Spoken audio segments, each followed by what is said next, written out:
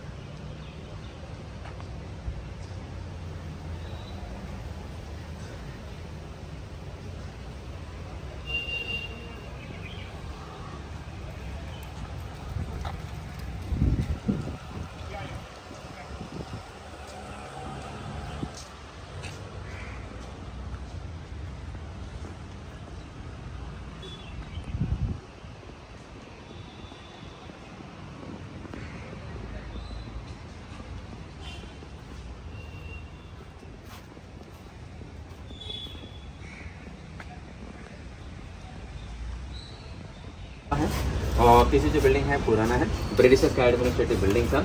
Jailer का office, assistant jailer का office, अंग्रेज़ों का गोडाउन, अंग्रेज़ों का ऑफिस सभी कुछ इसी ब्लॉक में हुआ करता था। और जिस गेट से आप लोगों ने एंट्री किया है, ओल्ड गेट है, 119 ईयर्स ओल्ड। जेल भी 119 ईयर्स ओल्ड हो गया। ये जेल बना था 1906, 1906। सामने में दो फ्लेम जल रहे हैं, दोनों में सेम जोत, स्वातंत्र जोत शहीदों के रेस्पेक्ट में जलाए गए। ऊपर है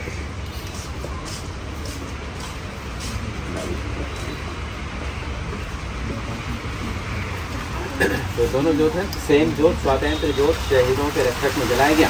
पहला का ओपनिंग सेरेमनी 2004 अगस्त 9, उस समय के पेट्रोलियम मिनिस्टर मणिशंकर अय्यर जी के द्वारा किया गया। 24 आवर जलता रहेगा। सेकंड जोत का ओपनिंग सेरेमनी 28 मई 2016, उस समय के पेट्रोलियम मिनिस्टर धर्मेंद्र प्रधान जी के द्वारा। दोनों में जितने भी एलपीजी गैस सिलेंडर यूज होता है, Indian oil corporation free gift करता है। जितना भी सिलेंडर लगे IEC फ्री देगा। और सेंटर में है प्लेटफॉर्म और एक कॉलम, इसको बोलते हैं मार्केट कॉलम। शहीद स्तंभ है 1857 से लेकर 1938 के बीच जितने भी फ्रीडम फाइटर शहीद हुए सभी की स्मृति में तैयार किया, श्रद्धांजलि देने के लिए बनाया गया। इसका ओपनिंग सेरेमनी 25 फरवरी 1985 उस समय के प्रेसिडेंट यानी जेल सिंह जी के द्वारा।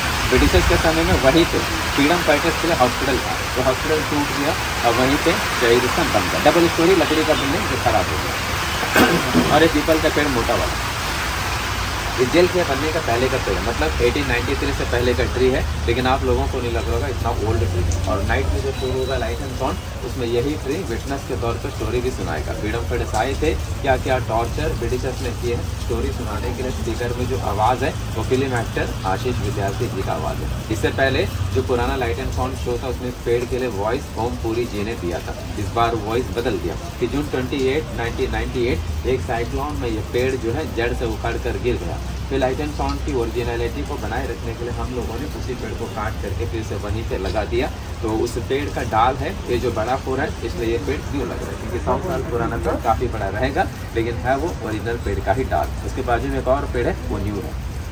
और आगे देखिएगा अलग से 2 रूम है, दोनों ओरिजिनल रूम है। फ्रीडम फाइटर्स के लिए किचन था। फ्रीडम फाइटर्स हो या नॉर्मल क्रिमिनल हो, सभी का खाना वहीं पे बनता था। अब इसे हम लोगों ने स्टोर रूम बना दिया, तो उसके अंदर पहले का कुछ भी नहीं। उसी के आगे में फांसी घर। हम शुरुआत करेंगे सेलुलर जेल के फांसी घर से। पहले हम देखेंगे फांसी घर, उसके बाद वर्कशॉप, उसके बाद जेल।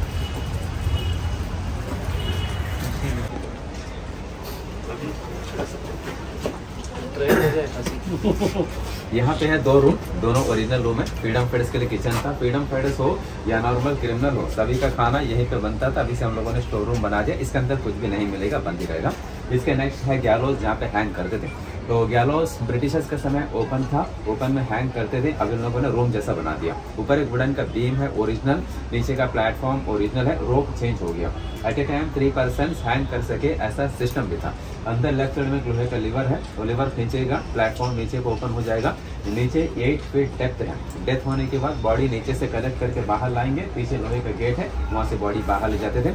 लेकिन सेलुलर जेल के गैलोज में किसी फ्रीडम फाइटर को हैंग किया गया ऐसा हमारे पास में कोई प्रमाण या रिकॉर्ड्स नहीं, क्योंकि हैंग करने के लिए किसी को अंडमान नहीं लाते थे। इंडिया में जेल थे, वहीं पे हैंग करते थे। अंडमान के फ्रीडम फाइटर्स आते थे, मैक्सिमम जो आते थे लाइफ टाइम इम्प्रिजमेंट, आजीवन कारावास वाले फ्रीडम फाइटर। तो यहाँ आने के बाद फ्रीडम फाइटर्स का टॉर्चर में डेथ हुआ था, बीमारी से डेथ हुआ था, फोर्स फीडिंग से डेथ हुआ था। एक सिंगल सुसाइड केस भी था इंदु भूषण रॉय जी का।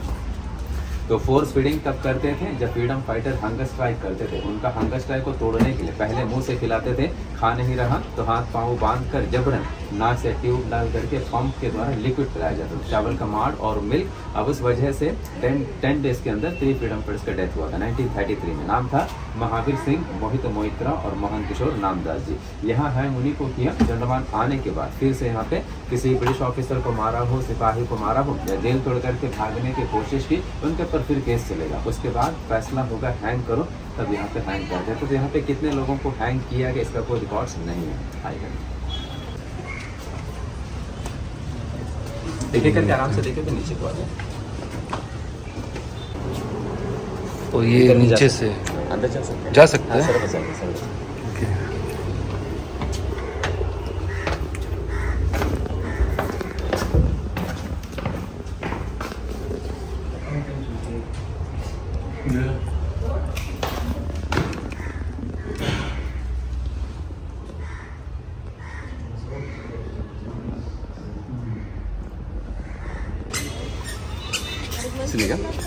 सेलुलर जेल में ऐसे जो बिल्डिंग थे 7 और 7 बिल्डिंग्स में टोटल सेल्स थे 693 सभी थे एक जैसे सिमिलर सेल्स। लेकिन इस बिल्डिंग का ग्राउंड फ्लोर का लास्ट का 4 सेल, इसको ब्रिटिशर्स ने सेपरेट करके रखा था। इस सेल्स को बोलते हैं तिरस्कृत कोठरी, कंटेम्प्ट सेल। हैंग करने वाले प्रिजनर को रखेंगे वहाँ पे। जिस दिन डेट फिक्स हो गया सेल से बाहर लाते थे, यहाँ पे लाते थे, बिठाते थे, स्नान करवाते थे, रिलीजन के हिसाब से प्रेयर करवाते थे, लास्ट विश पूछा जाता था, उसके बाद उनको हैंग करते थे। और इस जेल का नाम सेलुलर जेल क्यों रखा गया? कोई भी जो जेल होता है उसमें कैटेगरीज होता है। डॉर्मेटरी 8-10 लोगों को रखने का सेल, अंडा सेल, हाइट कम वाला सेल, लाइट कम वाला सेल, टॉयलेट बाथरूम सब होगा। इस जेल में किसी भी तरीके का कोई कैटेगरीज नहीं, सभी है इक्वल सिंगल सेल्स। और एक नहीं दो नहीं, पूरे 693 सेल्स थे। सेल से ही इसका नाम सेलुलर रखा गया। और जेल में रहने वाले फ्रीडम फाइटर्स के लिए टॉयलेट बाथरूम, दिन भर बाहर काम करते थे। हर बिल्डिंग के नीचे ग्राउंड है, कॉमन टॉयलेट बाथरूम का यूज़ कर सकते थे।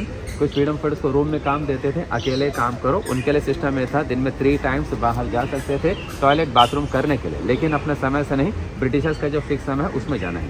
और इवनिंग 6 से मॉर्निंग से सभी रहेंगे लॉकअप में बंद, अंदर कोई टॉयलेट नहीं। सभी को क्ले का पॉट दिया जाता था, जो करो पॉट में करो, रात भर बदबू में रहो। नेक्स्ट डे स्वीपर आएगा, क्लीन करके बाहर ले जाएगा।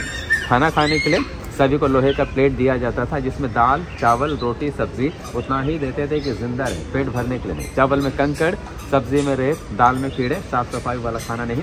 ड्रिंकिंग वाटर दिन में 2 टाइम्स ही दिया जाता था, वो भी क्लीन वाटर नहीं। और रात में कोई लाइट नहीं, डार्क रूम में रहते थे। हारिकन लैंप हाथ में लेकर सिक्योरिटी गार्ड घूमता रहता था। सोने के लिए सभी को वुडन का बेड दिया जाता था। बेड का विड्थ कितना रहेगा, हाइट इतना होगा, लेंथ होगा करीब 6.5 फीट। एक बेड और एक ब्लैंकेट सभी को दिया जाता था।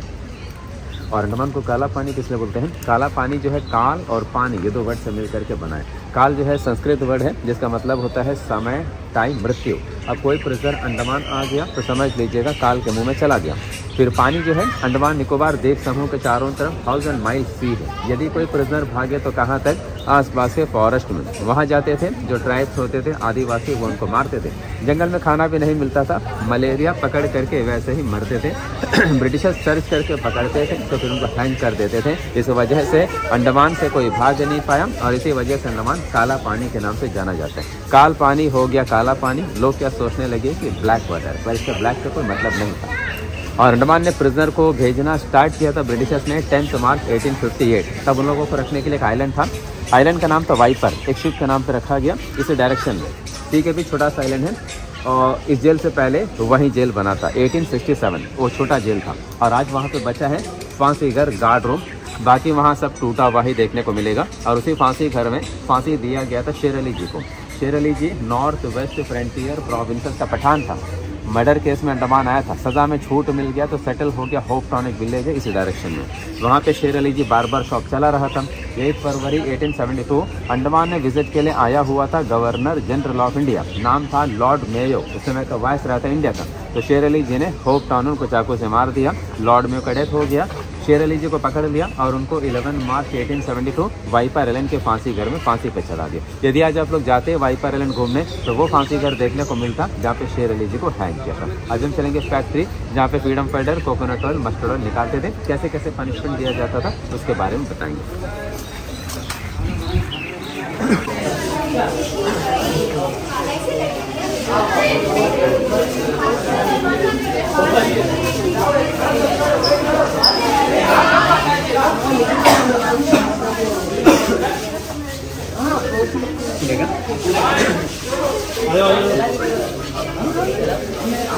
बच्चे तो ये जो वर्कशेड है इसे बिल्डिंग के लिए है। इस बिल्डिंग में जो फ्रीडम फाइटर रहते थे उनमें से कुछ फ्रीडम फाइटर वर्कशेड में काम करते थे, कुछ फ्रीडम फाइटर रूम के अंदर और कुछ फ्रीडम फाइटर जेल से बाहर का काम जंगल साफ करना, सड़कें बनाना, ईंट बनाना, पत्थर तोड़ना, मकान बनाना। रूम में काम होगा नारियल के छिलके से रस्सी बनाओ या केन वर्क बेंच का कुर्सी बनाने का काम। और मेन काम यहाँ से होगा या कोकोनट ऑयल निकालो या मस्टर्ड ऑयल निकालने का काम। फिर बाहर का जो काम था उसका कोटा फिक्स नहीं था, अंधेरा होने से पहले जेल में वापस भी आना है। लेकिन जेल में जो काम दिया जाता था इसका कोटा फिक्स था, कंप्लीट ना करे तो इनको पनिशमेंट भी दिया जाता था। ये बड़ा वर्कशेड था, अब इसे मॉडिफाई करके आधे में फोटो गैलरी बना दिया। सब कुछ बदल दिया, जगह है ओरिजिनल कोलू है वहीं पर है। बहुत सारे थे, सिंगल पीस ही बचा है। नारियल का सूखा हुआ खोपरा भर कर साइड में तो वजन लगा देगा, वजन लगेगा, चेन टाइप हो जाएगा, प्रेशर सेंटर में चला जाएगा। ठीक है, पकड़ करके घुमाएगा। इसके उसमें बच्चे लोग अंदर एक पाइप होगा, गड्ढे में रखेंगे बर्तन, ऑयल इसमें कलेक्ट होगा। 1 डे में 1 फ्रीडम फाइटर को 30 पाउंड कोकोनट ऑयल निकालना पड़ता था, लगभग 15 किलोग्राम के करीब। मस्टर्ड ऑयल निकालने देंगे तो 10 पाउंड पर, यानी कि 5 किलोग्राम के करीब, जो दिन भर में बैल भी नहीं निकाल पाते थे। जब बैल नहीं निकाल पाते थे दिन भर में इतना से इंसान कहाँ से निकाल पाएगा। कुछ फ्रीडम फाइटर कोल्हू चलाते चलाते थक जाते थे, कुछ चलाने से इनकार भी करते थे। तब अंग्रेज उनका हाथ पकड़ करके जबरन उस पाइप के साथ रस्से से बांध देते थे। जब वो नहीं चला पाते थे पीछे से चाबुक से मारते थे। काफ़ी फ्रीडम फाइटर ये काम करने के बाद बीमार पड़ जाते थे, कुछ का मानसिक संतुलन बिगड़ जाता था और कुछ का डेथ भी हो जाता था। तो पहला हमने देखा बच्चों का शांति बना कर, तो पहले हमने देखा ओरिजिनल कोल्हू, यह आर्टिफिशियल किस तरीके से ऑयल मिल को चलाते थे उसे दिखाया गया। और वहाँ फ्रीडम फाइटर बैठ करके नारियल का छिलका निकालता है, छिलका निकालेगा, छिलके को कूटेंगे, छिलका सॉफ्ट हो जाएगा, उसे पानी में भिगोते थे। मॉइस्चर होने के बाद फिर बाहर निकालेंगे, फिर कूटेंगे, धूप में सुखाने के बाद इस मशीन में रोल किया जाएगा तो बनेगा रोप, रस्सी। अब रस्सी बनाने का काम किसी भी फ्रीडम फाइटर को दिया जाता था तो शाम तक उनको 4 पाउंड रस्सी तैयार करना है, लगभग 2 किलोग्राम के करीब। शाम में अंग्रेज से बैठेंगे तौलने के लिए, जिनका 4 पाउंड हो गया पनिशमेंट नहीं तो पनिशमेंट के लिए तैयार रहे। पनिशमेंट आगे है, ये मशीन भी ओरिजिनल है।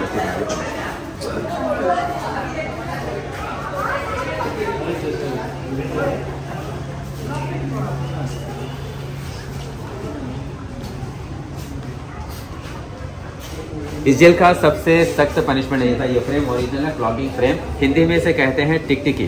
फ्रीडम फाइटर को इसके ऊपर चढ़ाने के बाद पाँव को ब्लॉक किया जाता था, कमर में बांधते थे बेल्ट और हाथ में लगाते थे हथकड़ी। मारते वक्त फ्रीडम फाइटर इधर उधर हिल भी न पाए, सिर्फ पतला सा टॉवल गीला करके पहनाते थे बैक साइड और वहीं मारते थे चाबुक से। वहां मारे तो चमड़ी उधड़ जाता था और खून के फव्वारे निकल जाते थे। फिर फ्रीडम फाइटर न बैठ सके न सो सके। मारते वक्त बाकी फ्रीडम फाइटर्स को दिखाते थे कि किस तरह का पनिशमेंट उन्हें दे रहा है, ताकि बाकी के दिल में डर बैठे। और जो मारने वाला था इंडियन ही था। इस जेल में फ्रीडम फाइटर्स भी आते थे, नॉर्मल क्रिमिनल भी आते थे, चोर डाकू लुटेरे। उनमें से जो हट्टा मुस्टंडा होता था, जो दिमाग से कम अत्याचारी ज्यादा, उनको अंग्रेज काम पे रखते थे। किसी को बनाते थे पेटी ऑफिसर, किसी को वार्डर बना देंगे, किसी को बना देंगे जमादार। इनका ये फायदा होगा, खाना बढ़िया मिलेगा, मार खाने का जरूरत नहीं और हार्ड वर्क करने का भी जरूरत नहीं।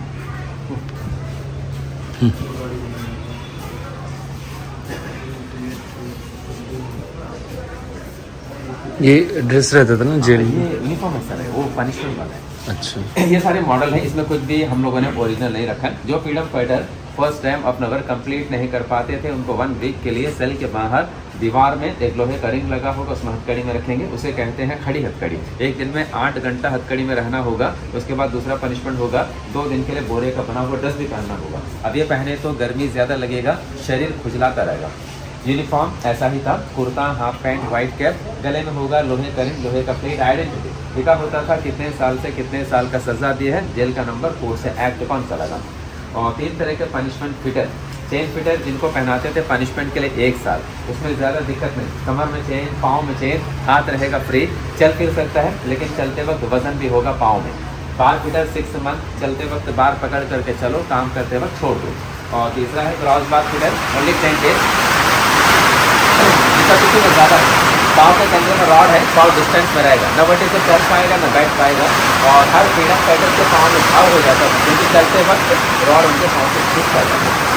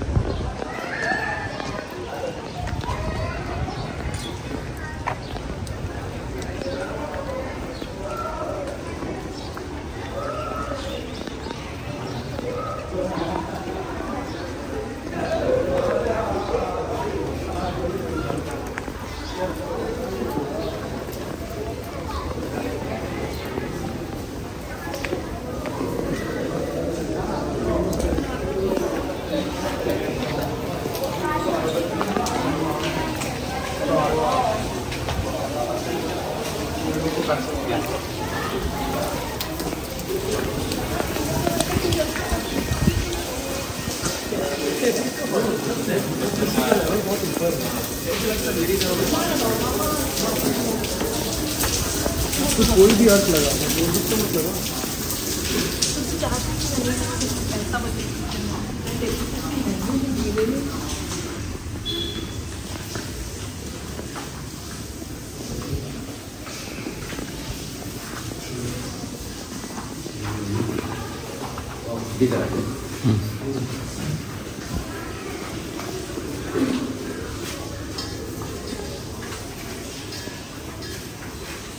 यह है जल्द का रेप्लिका है। इसमें देखिए कुछ बिल्डिंग छोटा भी है, कुछ बिल्डिंग बड़ा भी है। अंग्रेजों का प्लान ऐसा था, जेल का ज़्यादा हिस्सा जो समुद्र से लगा हुआ, जो सी से लगा था, स्लाइडिंग एरिया, ज़मीन कम, लंबाई कम कर दी, जहाँ पर ज़मीन ज़्यादा वहाँ पर लंबाई ज़्यादा, इसे छोटा भी है बड़ा भी है। इस जेल को ब्रिटिशर्स ने बनाना स्टार्ट किया था 1893 और कंप्लीट किया था 1906। 13 ईयर्स लगे थे बनाने में। उनका एस्टिमेट था 5,17,352 रुपीज़, लेकिन हो गया 7,83,994 रुपीज़। और 30 मिलियन ब्रिक यूज हुआ, 3 करोड़ ब्रिक्स अंडमान में तैयार किए। बाकी मटेरियल ब्रिटिशर्स ने बर्मा से लाया। तो जब जेल बना साइकिल व्हील की तरह था। 7 बिल्डिंग से 693 सेल्स, 1 सेल में 1 पर्सन। रूम का length 13.5 feet, width 7.5 feet, height 10 feet. Room बड़ा है, वेंटिलेशन भी है। बैक साइड पेपर ताकि फ्रीडम पर अंदर से बाहर देख न पाए। और हर बिल्डिंग को ऐसा बनाया है, एक बिल्डिंग का फ्रंट है तो दूसरे बिल्डिंग का बैक साइड है, ताकि दोनों बिल्डिंग के बीच कोई कम्युनिकेशन ना रहे, एक दूसरे को देख भी नहीं पाएगा, बात भी नहीं कर पाएगा। और बीच में है सेंट्रल टावर। अब दोनों से टावर के नीचे ही खड़े हैं। टॉप पे होगा single guard boundary wall watch करने के लिए। उनके अलावा 21 सेपरेट सिक्योरिटी गार्ड भी थे जो डे नाइट वॉच करते थे। हर फ्लोर पे गार्ड होगा। फर्स्ट रूम सिक्योरिटी गार्ड का होगा, उनका डोर रहेगा बड़ा। फ्रीडम फ्लोर का डोर छोटा है और डोर का लॉक डोर के लेफ्ट इतना दूर कि हाथ में की मिले तो लॉक खोल ना पाए। और डोर के राइट साइड भी छोटा डोर है खाना देने के लिए। अब हमारे पास ओनली 3 ब्लॉक्स बचे हैं, 1 है, 7 है, 6 है, बाकी 4 बिल्डिंग डैमेज हो गया। 1941 अंडमान में बड़ा भूकंप आया। भूकंप में मेन हिस्सा गिर गया, वाच टावर का टॉप। उसके बाद 1942 से 45 सेकेंड वर्ल्ड वॉर में अंडमान ने जापानियों का कब्जा 3.5 ईयर्स। तो उन 3.5 साल में जापान ने बंकर्स बनाने के लिए इसमें से काफ़ी ब्रिक्स निकाल दिया। फिर आज़ादी के काफ़ी साल के बाद 1954 जेल का जो पार्ट रहने लायक नहीं रहा, खराब हो गया, उसे डेमोलिश करके वहाँ पे हॉस्पिटल बना दिया। छोटा हॉस्पिटल था जो बनते बनते आज अंडमान का सबसे बड़ा हॉस्पिटल बन गया। हॉस्पिटल का नाम रखा गया गोविंद वल्लभ पंत, जो यूपी के पहले चीफ मिनिस्टर थे, उनके नाम से रखा गया। जेल को बनाने का जो इंजीनियर था उनका नाम था मैकलेन, और इस जेल का क्रूअल जेलर का नाम था डेविड बैरी। डेविड बैरी एयरलाइन से थे। उनका टाइम रहा 1905 से लेकर 1919। उसके बाद उनका तबीयत बिगड़ गया तो उनको शिप में चढ़ा दिया, कलकत्ता पहुंचा दिया। कलकत्ता पहुंचते ही डेविड बैरी का डेथ हो गया। तो इस वजह से उनके बारे में कहा जाता है, वतन परस्तों को अपने वतन से दूर रखने वाला खुद आखिरी घड़ी अपने वतन का मुंह न देख पाया। अब हम ऊपर से लेंगे सेकंड फ्लोर करके come here man.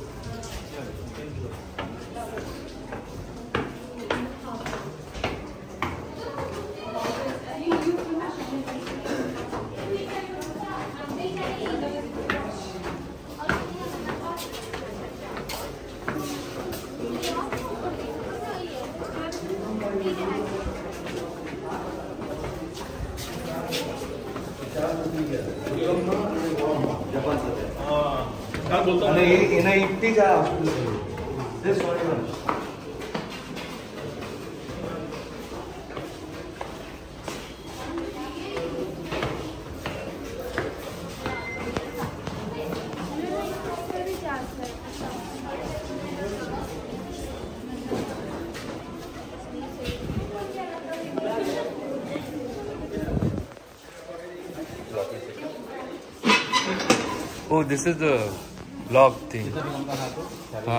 You cannot reach. ताला इधर होगा, हाथ में चाबी मिलेगा, ताला खोल नहीं पाएगा। पहला कमरा है सिक्योरिटी गार्ड के लिए जो डोर बड़ा है। सारे सेल्स खुला हुआ है, देखिएगा। लास्ट कमरा देखेंगे सावर पे। ये खाना देने का कहाँ पे? ये सामने। Oh, this one.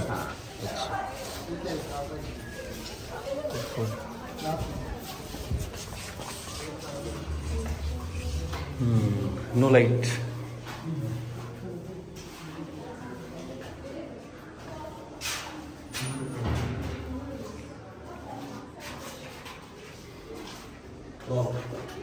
You missed the thing. That is where they used to give food.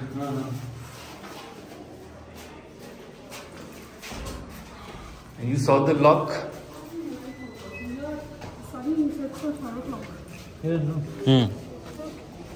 Later go. Go. Just imagine you. Hey. Knock कर देंगे. Going to Veer Savarkar's jail. Cell actually.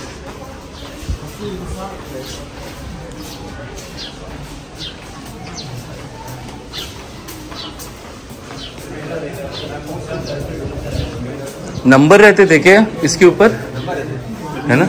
ये किस लिए ये सब? हम लोगों ने फ्रीडम फ्री की तस्वीरें लगाने के लिए। ओह अच्छा। तो बाद में बारिश के वजह से फोटो खराब हो गया, फोटो निकाल करके बट लगाएंगे ना? लगाया था बहुत पहले। ओके। साल पहले। Okay okay.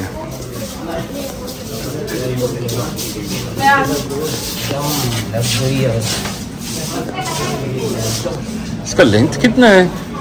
लेंथ तो ऐसे लंबाई इसमें ऐसे 100 मीटर? हाँ 109 मीटर के करीब है। हाँ 100 मीटर तो लग ही रहे हैं।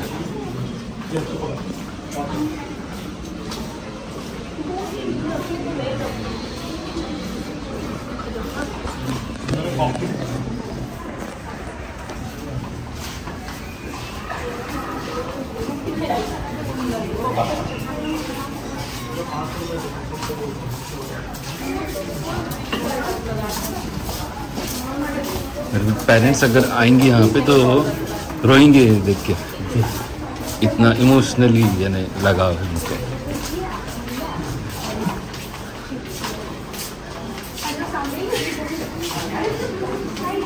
उनके लिए स्पेशल बनाते हैं क्या सेल? हर बिल्डिंग में डबल डोर वाला डोर होगा, मतलब सेल होगा, जिसमें डेंजर फ्रीडम को रखते हैं, जो भाग न जाए किसी भी तरीके, तो उसमें एक्स्ट्रा प्रोटेक्शन है।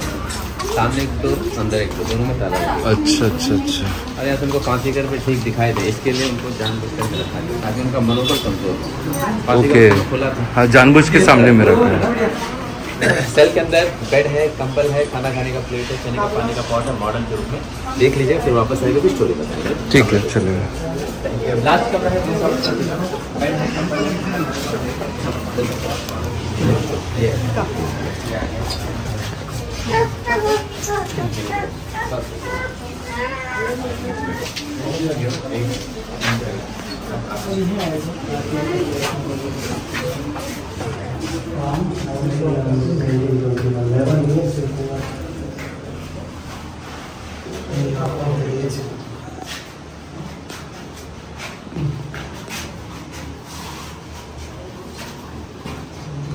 This is written in Marathi.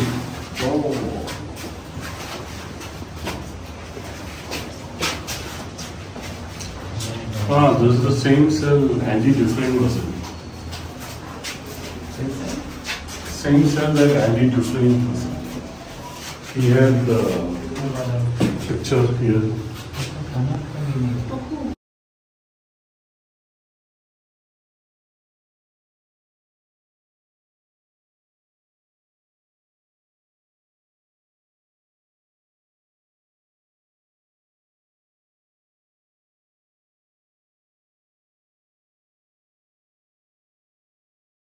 Savarkar ji को जेल में रखा गया 10 ईयर्स 1911 से 1921।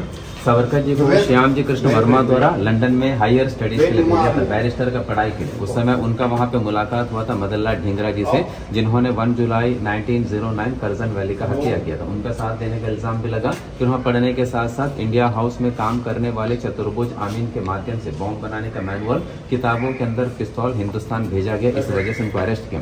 अरेस्ट करके इंडिया लाते वक्त शिप जब मार्सेलस हार्बर के निकट से गुजर रहे थे, उस दौरान सावरकर जी ने जहाज का टॉयलेट का साइड का ग्लास तोड़ करके जंप के बाद और स्विमिंग करके चले गए मार्सेलस हार्बर, फ्रांस। वहां फ्रांसीसी गार्ड्स ने पकड़ लिया, अंग्रेजों को हैंड ओवर कर दिया। अंग्रेज सावरकर जी को इंडिया लेके गए, केस चला। उसके बाद उनको अंडमान भेजा गया 1911। डरते थे, एक बार वहां से भाग गया, दोबारा ना भागे, इसलिए इतने कड़े पहरे में रखा। उनके जो बड़े भाई थे गणेश दामोदर सावरकर जी, इसी जेल में थे, उनसे भी पहले। लेकिन दोनों भाई 2 साल तक आपस में मिल नहीं पाए, एक ही जेल में रहते हुए।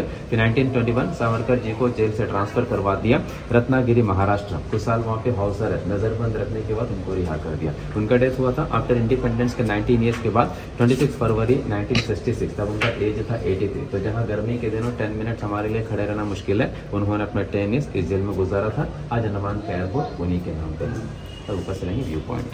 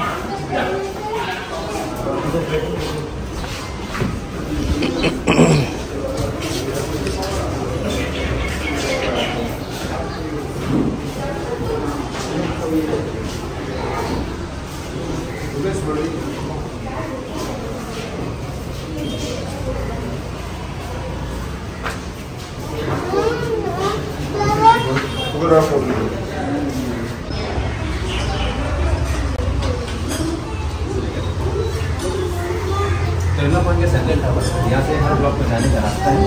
और बीच में लकड़ी का जो कनेक्शन है, ये कनेक्शन पे अंग्रेजों का समय टेम्पररी दिखता है। अंग्रेजों को आना होगा, वुडन का प्लान डाल देंगे, बाद में इसको हटा देंगे ताकि फ्रीडम फाइटर टावर आना था। अभी से हम लोगों ने परमानेंटली फिक्स कर दिया। 7 में से 3 ब्लॉक्स बच गया, 1 है, 7 है, 6 है, बाकी 4 टूट गया। वहाँ पे बड़ा हॉस्पिटल बन गया, गवर्नमेंट हॉस्पिटल है, सबको यहाँ पर फ्री सर्विस, दवा, खाना, ट्रीटमेंट, एक्सरे, सिटी स्कैन सब फ्री सभी लोगों के लिए। फ्रीडम फाइटर्स का लिस्ट है state wise, year wise. Bombay से कितने? पंजाब, बंगाल, आसाम, यूपी, बिहार, मद्रास, आंध्र, दिल्ली, मैक्सिमम बंगाल से, उसके बाद इसके बाद ऊपर चलेंगे व्यू पॉइंट लास्ट।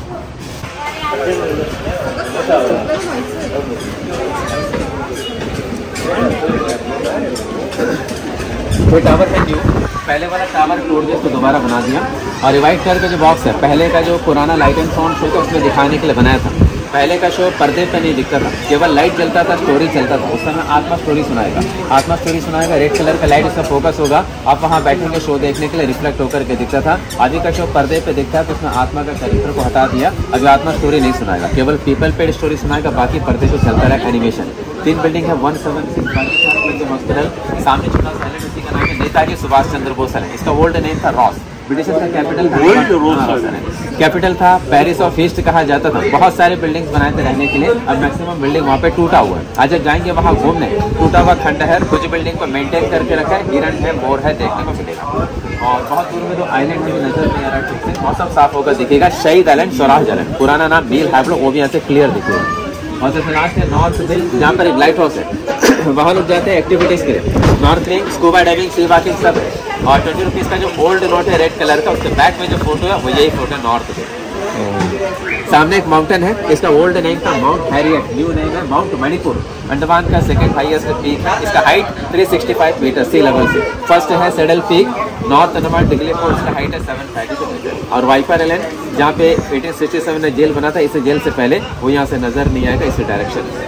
जेल अंग्रेजों ने क्लोज कर दिया सेकंड वर्ल्ड वॉर से पहले। सितंबर 1937 से लेकर जनवरी 1938 सारे फ्रीडम फाइटर्स को धीरे धीरे वापस मेनलैंड भेज करके काला पानी का सजा 1938 में खत्म कर दिया। उसके बाद फिर किसी को 80 साल चला काला पानी का सजा। 1858 मैंने बताया था वाई पैरल शुरुआत हुआ था, और यहाँ 1938। उसके बाद सेकंड वर्ल्ड वॉर शुरू हो गया 1939 और अंडमान में जापानी आ गए। 23 मार्च 1940 जापानी सैनिक आ गए। मैक्सिमम अंग्रेज अंडमान से वापस लौट गए, अंडमान फ्री हो गया क्योंकि जापानी के साथ Indian national army Subhash ji के पहुंच। लेकिन बाद में जापानियों का जुल्म ब्रिटिशर्स से ज्यादा हो गया। 1858 में जिन प्रिजनर को अंडमान भेजा था उनको तो अंग्रेजों ने अंडमान में बसा के यहीं रहो। अब उनके जो जनरेशन थे उसमें थे पढ़े लिखे लोग, INA के मेंबर भी थे, इंडियन इंडिपेंडेंस डे के मेंबर थे। जापानीज क्या सोचने लगे कि इनमें से कुछ लोग अंग्रेजों के साथ मिले हुए या उनके लिए जासूसी कर रहे हैं। जासूसी के आरोप में काफी क्रांतिकारियों को जेल में बंद किया, खूब टॉर्चर किया और बहुतों को जेल से बाहर ले जाकर गोलियों से भून दिया। उसी के बीच नेताजी सुभाष चंद्र बोस जी अंडमान आए थे। नेताजी इंडियन नेशनल आर्मी के सुप्रीम कमांडर थे। उनका अंडमान का 3 दिन का विजिट था, दिसंबर 29, 30, 31, 1943। 30 दिसंबर 1943 सुभाष जी ने इस जेल का विजिट किया था। फिर यहाँ से लौटने के बाद जेल से फ्रंट में आगे हो जाएंगे, 500 मीटर की करीब दूरी पर है जिमखाना ग्राउंड भी है, अंडमान क्लब भी। वहीं पे उन्होंने देश का पहला तिरंगा झंडा फहराया और अंडमान निकोबार द्वीप समूह को 2 नाम दिया। अंडमान का नाम रखा शहीद, निकोबार का नाम स्वराज। आज यही दोनों नाम है नील आइलैंड हैवलॉक आइलैंड। 1 जनवरी 1940 में सुभाष जी अंडमान से वापस लौट गए। सेकेंड वर्ल्ड वॉर का एंड 1945। अंग्रेजों का जो रॉयल एयरफोर्स उन लोगों ने जापानीज के ऊपर बॉम्ब गिराए, जापानी के सरेंडर हो गए बिना शर्त। 1940 में जापानीज लौट गए। उसके बाद 1.5 साल अंग्रेज रहे, हिंदुस्तान आजाद हो गया। 1947 तब अंडमान से अंग्रेज वापस लौट गए। और 1858 में जब कैदियों को भेजना शुरू किया था, हर तरह के कैदी अंडमान आते थे। और आने के बाद एक हाथ जो अंडमान आ गया, सजा पूरा हो या सजा में छूट मिले, उसके बावजूद उनको मेनलैंड वापस नहीं भेजते थे। मैक्सिमम अंडमान में बसा देंगे, जमीन देंगे, खेती बाड़ी करो, यही रहो। आज अंडमान के जो लोकल्स है उन कैदियों का ही जनरेशन। इस जेल में जो फ्रीडम फाइटर्स आए थे मैक्सिमम वापस लौट गए, कुछ फ्रीडम फाइटर अंडमान में सेटल हुए। ऐसे ही अंडमान का आबादी 1858 से शुरू होता है। उससे पहले अंडमान में आदिवासी रहते थे।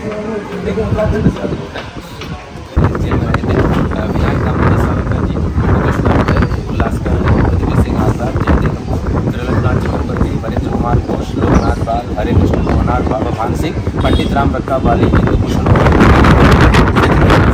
विश्वनाथ बनर्जी, बाबूराम हरी, गोपाल दास, भूपेन रॉय, बिनोय लश्कर, अली अहमद सिद्दीकी, हरबंधु समर्थन, धनवंतरी, कोटैया कोराबाबू, पांडु पाडल बोनांगी, सन्यासయ్య बोली सन्यासी सत्यनारायण राजू, वीरయ్య दुरटगी, ಶ್ರೀಪಾದಿ ಭಯಂಕರ ವೆಂಕಟೇಶ್ವರ ಸಚ್ಚಿದಾನಂದ ಶಿವ ಕುಮುದಿನಿ ಘೋಷ್ ಸರೋಜಿನಿ ಗುಹಾ ಕಾಮಿನಿ डे प्रफुल्ल कुमार विश्वास अब्दुल कादिर चौधरी बकेश्वर रॉय सनातन रॉय दाजी नारायण जोशी गणेश दामोदर सावरकर बाबा मंगल सिंह बाबा शेर सिंह बाबा ज्वाला सिंह बाबा अमर सिंह बाबा किशन सिंह बाबा छत्तर सिंह बाबा चूतर सिंह बाबा बाबा गुरुदीप सिंह बाबा विशाल सिंह बाबा साला सिंह बाबा राम सिंह बाबा किशोर सिंह बाबा हृदयराम बाबा कृपाल सिंह बाबा मुंशा सिंह प्रभाकर तिरुनी हेमचंद बख्शी ज्योतिर्मय रॉय श्याम कृष्ण अग्रवाल श्याम भारद्वाज ऋषिकेश दत्ता ऋषिकेश घोष मनोरंजन पटेल मनोरंजन चौधरी निखिल रंजन कुमार रॉय कार्तिक चंद्र देवदास सुशील कुमार बनर्जी बाबा लाल सिंह बाबा काला सिंह बाबा सोनम सिंह बाबा इतना सिंह बाबा कपूर सिंह गणेश घोष जितेंद्र नाथ चक्रवर्ती जितेंद्र नाथ दत्ता नंदगोपाल चोपड़ा मोतीलाल वर्मा लताराम कपूर कालीकेन गर्दे कालीपद चक्रवर्ती कालीपद रॉय कालीपद भट्टाचार्य सुनिर्मल सेन सुकुमार सेन गुप्ता शारदा प्रसन्न बसु ललित सिंह ललित चक्रवर्ती महेंद्र दत्ता मधु बनर्जी कबीरुद्दीन सरकार शंभुनाथ आजाद और मोहम्मद इमरान ऐसे बहुत सारे क्रांतिकारी। बहुत बढ़िया, बहुत अच्छे से आपने बताया। फिर यहाँ पे लेडीज को भी रखते थे, किसी महिला क्रांतिकारी सरोजिनी सब जेंट्स का नाम जेंट्स का नाम है। बहुत बहुत धन्यवाद आपका।